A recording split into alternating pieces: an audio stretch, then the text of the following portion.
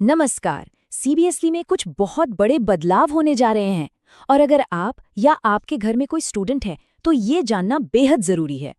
देखिए, ये सिर्फ कुछ नए नियम नहीं हैं, ये हमारे पूरे एजुकेशन सिस्टम को एक नया रूप देने की तैयारी है। और हाँ, ये कोई सुनी सुनाई बातें नहीं हैं, ये सारे बदलाव सीधे सीबीएसई के ऑफिशियल सर्कुलर से आए हैं और ये सब नेशनल एजुकेशन पॉलिसी 2020 का ही एक हिस्सा हैं। तो चलिए एक एक करके इन सभी बदलावों को समझते हैं। हम डिजिटल आईडी से लेकर एग्जाम के नए पैटर्न तक हर चीज पर बात करेंगे। सबसे पहले आइए बड़ी तस्वीर को समझते हैं। आखिर ये सब हो क्यों रहा है? सीबीएसई अब रट्टा लगाने वाली पढ़ाई से आगे बढ़कर क्रिटिकल थिंकिंग और स्किल बेस्ड लर्निंग पर फोकस कर रहा है। मतलब जो सीखा है उसे असल जिंदगी में कैसे इस्तेमाल करना है, अब जोर उस पर होगा। इसका मकसद एक ऐसा सिस्टम बनाना है जो ज्यादा फ्लेक्सिबल हो, स्टूडेंट्स पर स्ट्रेस कम हो और जो पूरी तरह से स्टूडेंट सेंट्रिक हो। ये सब 2020 की नेशनल एजुकेशन पॉलिसी के तहत हो रहा है ताकि स्टूडेंट्स सिर्फ एग्जाम के लिए नहीं बल्कि जिंदगी के लिए तैयार हों। अब बात करते हैं एक बहुत ही जरूरी नई चीज की। अब हर स्टूडेंट की एक अपनी यूनिक डिजिटल आईडी होगी। इसका नाम है APAR-ID। इसे आप एक तरह का डिजिटल लॉकर समझ सकते हैं, जहां किसी भी स्टूडेंट की सारी एकेडमिक अचीवमेंट्स स्कूल से लेके कॉलेज तक एक ही जगह पर सेव रहेंगी। इसके फायदे भी बहुत हैं।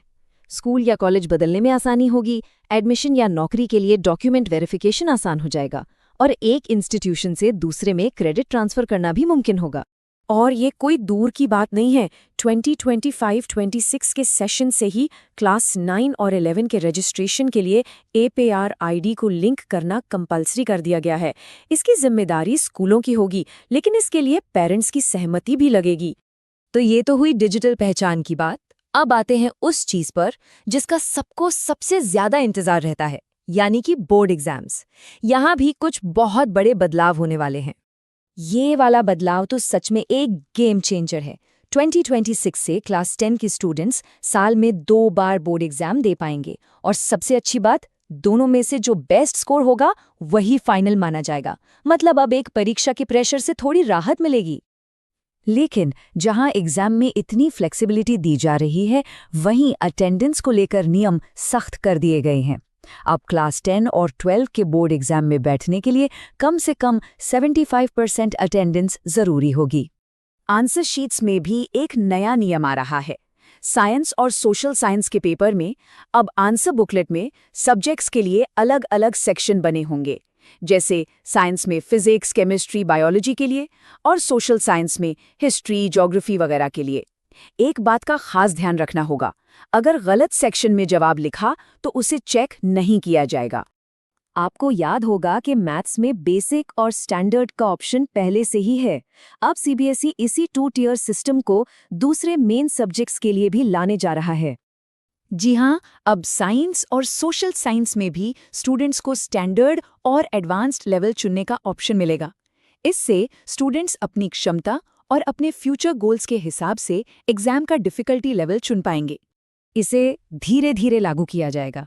इसकी शुरुआत 2026-27 में क्लास 9 के स्टूडेंट्स से होगी। ये स्टूडेंट्स 2028 में इस नए सिस्टम के तहत अपना पहला बोर्ड एग्जाम देंगे। तो सवाल उठता है कि ये 2 लेवल क्यों? देखिए, इसका सीधा सा मतलब है कि हर किसी पर एक ही चीज थोपी नहीं जाएगी। जिन्हें JEE जैसे कॉम्पिटिटिव एग्जाम की तैयारी करनी है वो एडवांस लेवल चुन सकते हैं और बाकियों के लिए स्टैंडर्ड लेवल तो है ही। इससे स्ट्रेस कम होगा और पढ़ाई ज्यादा असरदार होगी। ये जो चॉइस और फ्लेक्सिबिलिटी की बात हो रही है वो सिर्फ एग्जाम के लेवल तक ही सीमित नहीं है। अब सब्जेक्ट कॉम्बिनेशन को लेकर भी स्टूडेंट्स को ज्यादा आज़ादी मिलेगी, खासकर क्लास 11 में जाते समय। एक बहुत बड़ा अपडेट है।